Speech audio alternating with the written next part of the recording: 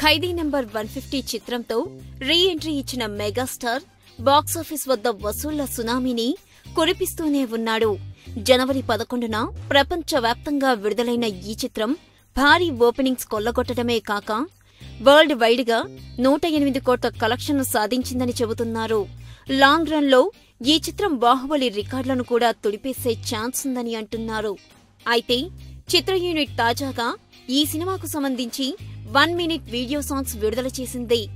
రత్తాలు రత్తాలు అనే పాటతో పాటు సుందరి అనే వీడియో సాంగ్స్ ని రిలీజ్ చేసింది. విడుదలైన కొన్ని గంటల్లోనే ఈ వీడియోస్ లక్షల వ్యూస్ ను దక్కించుకోవడం విశేషం. కత్తి రీమేక్ గా తెరకెక్కిన ఖైదీ నంబర్ 150 చిత్రాన్ని వివి వినాయక్ తెరకెక్కించగా mega power star Ram Charan నిర్మించాడు.